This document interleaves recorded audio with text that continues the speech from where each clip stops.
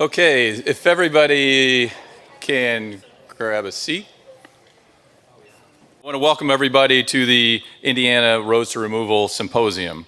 I'm Todd Greenwood. I'll cover a little bit more about myself in a moment, but I just want to welcome everyone today. I think we had over 200 people pre-registered and companies and individuals on that list. It's very encouraging. I'm glad you're all here. We've got some logistical information here for you, which includes the Wi-Fi. You've got speaker bios here. I'll give you a second to grab those. On your tables, you also have the printed agenda, some copies there of the report summary, and also the Indiana fact sheet. So, okay, why am I here? Good question. First of all, I'm a Purdue graduate standing in front of an IU background on a campus that is now just IU. So this is really good. But it also tells you openness and welcomeness of this group to be here today. So it's really good. So no, I'm from Indiana. I grew up in Warren County, Indiana, least populated county in the state. Grandfather's farm. My dad's still a veterinarian there. We've got our cattle that are there. Right now, currently, I have an uncle that serves on the county commissioners there. So he and I talk about subjects like this an awful lot as he works with this representing the county. I'm currently Vice President of Strategic Partnerships for Farm Journal Foundation. That's really the reason I was asked today. Somebody couldn't make it, so I lived in Indiana, so I was here. No, Farm Journal Foundation, we're the not-for-profit 501c3 for Farm Journal Media. So those of you who don't know that, Farm Journal Media, the oldest agricultural media company and the largest in the U.S., we'll talk about some of the data that they have, tons of data, farmer data from 150 years almost. We are DC-based as a foundation, very farmer-centered. We work on issues like global food and nutrition security, agricultural research and innovation, conservation and resilience, and then rural development. So in those four areas, we understand that these are all about systems. And in those systems, there's a lot of people that need to be involved in decision making. We look for things in the system that don't work well, that we can utilize our model. We first engage stakeholders in research. We publish thought leadership papers. We engage farmers to talk about those. And then we do education. Sometimes it's advocacy. You'll find some programmatic work that we do, as well as coalition management. So for us, we've got a team headed to the World Food Prize, a couple of members going to COP. We'll be in DC, but we're also working with tribal groups on grazing practices and on their ranches and farms. So really diverse, enjoy what I do. And so just happy to be here. My background to here, though, I spent 10 years at National FFA Foundation. Very, very lucky to have had that job, because in that role I led our corporate sponsorship team as well as managed our sponsors board. And that board and those companies, very diverse. They represented the top leaders in agriculture. We were in their offices, buildings, and met with their top staff with those members. But it also taught me how to handle the issues that hit an industry where they came to an organization that led the youth leadership, the next generation of their employees, and said, we got to fix this. And it was like, great that it's an issue when you got to fix it, but then it was, how do you fix it through education and through the education system in our association? So we got into the how you get it done, which was very interesting. I had a short stint at Purdue and Discovery Park, and that is their interdisciplinary research center. Many there, including the Center for Global Food Security, what was then the Center for the Environment, now I believe is part of the Institute for a Sustainable Future. So I've got a chance to spend some time on campus. As far as board service, other things that, it's interesting when you've been around as long as I have, you get some things that kind of intersect. I just finished up on the board of the National Environmental Education Foundation. I served as treasurer on that board, but they're funded primarily from the National Environmental Education Act. Great group. It's like they help people experience and learn about the environment, primarily through public lands, but really great educational outreach group. And I currently serve as chair and on the board of Indiana's Agri-Institute. Beth Archer, the executive director, is here. Agri-Institute, it's a gym here in Indiana. How many Agri-Institute program graduates are in the audience today? So you'll see a few. It's a classmate. How are you doing? So this group's been around, this organization's been around since 1982, and it's important kind of in how and why we're here today. So the mission is improving Indiana's agricultural communities by fostering leadership, facilitating civil communication among diverse interests in agriculture, food, and natural systems issues.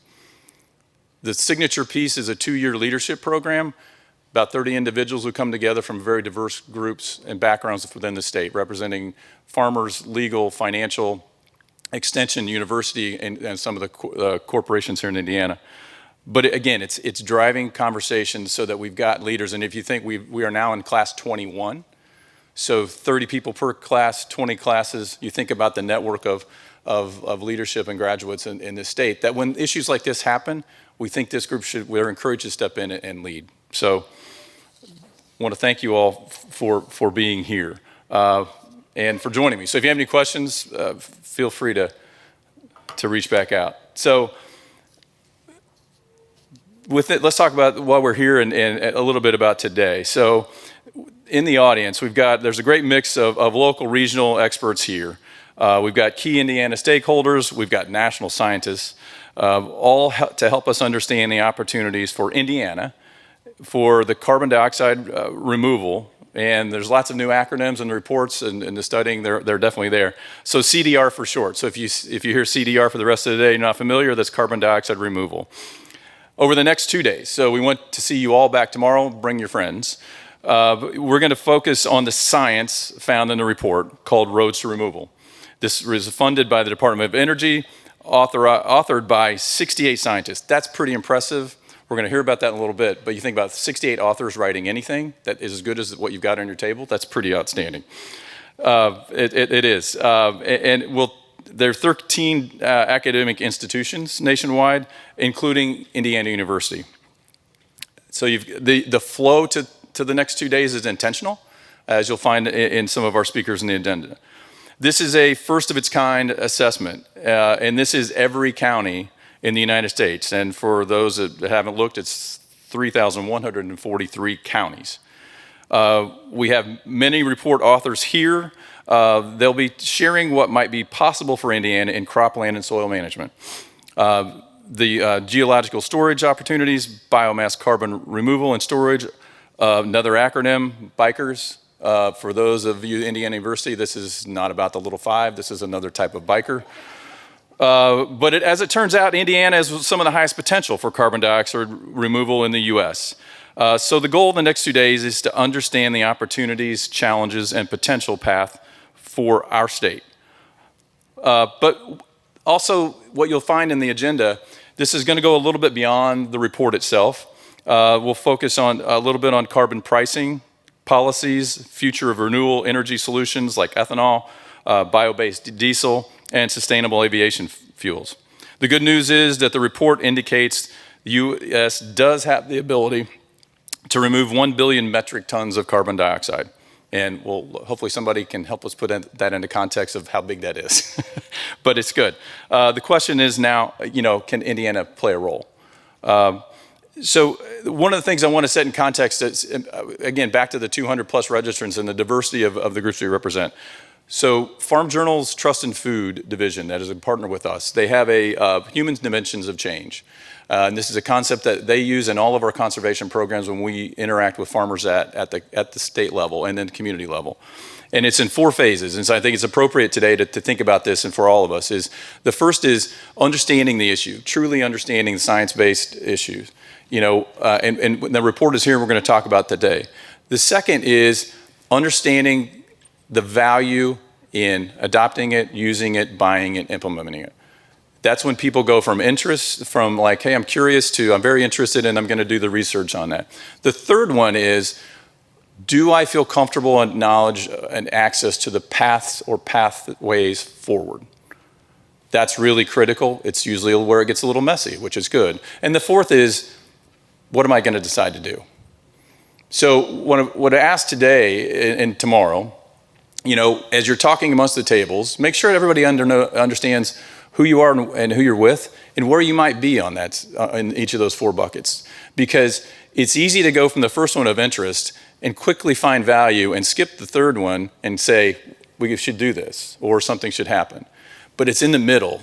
This is where the stakeholder groups would play a huge role. Conversations like this play a huge role.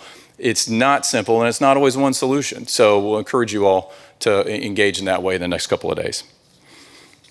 We're also very honored. We've got several elected officials here today, and also very privileged to have Janet McCabe here, who 2 weeks ago, now former administrator at EPA, so we're glad to have you. But first, I want to special thanks to Indiana University and the Paul H. O'Neill School of Public and Environmental Affairs for hosting us the next couple of days. And also want to thank Dr. Sean Mooney. As professor of the Dean of the O'Neill School, Dr. Mooney's work focuses on complex issues that impact the environment, our world's natural resources, and our society. She's explored nature-based solutions for climate change, policies and protocols for greenhouse gas mitigation, and the effects of changing climate could have on water and agriculture in the United States. But her efforts to make a difference by leading the greater good extend beyond the world of academia. She serves as a member of EPA's Clean Air Act Advisory Committee and is an active member of many professional organizations dedicated to ensuring our world is bright, safe, and a future for everyone. Also traveled and been in the dirt. She's an ag economist. This is good. So please welcome Dr. Mooney to the program.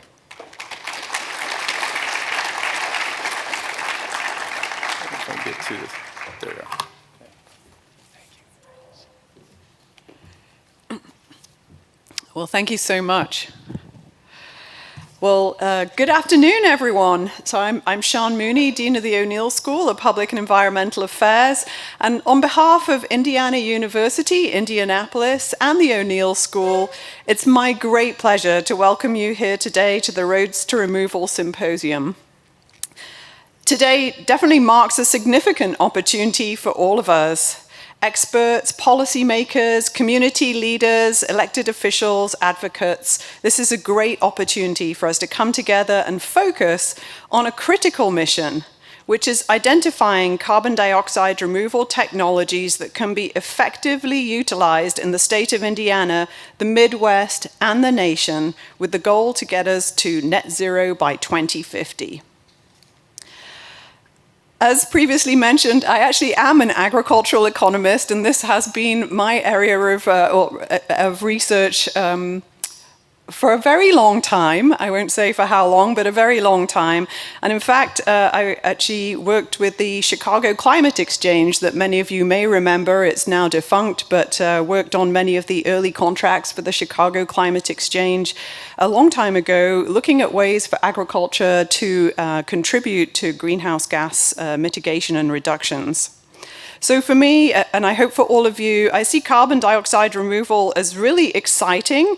This is about so much more than lowering a number. It's also about how these efforts can really make a positive impact in our communities, our forest ecosystems and environment, how they can benefit local farmers, improve crop yields, enhance soil health, and so much more.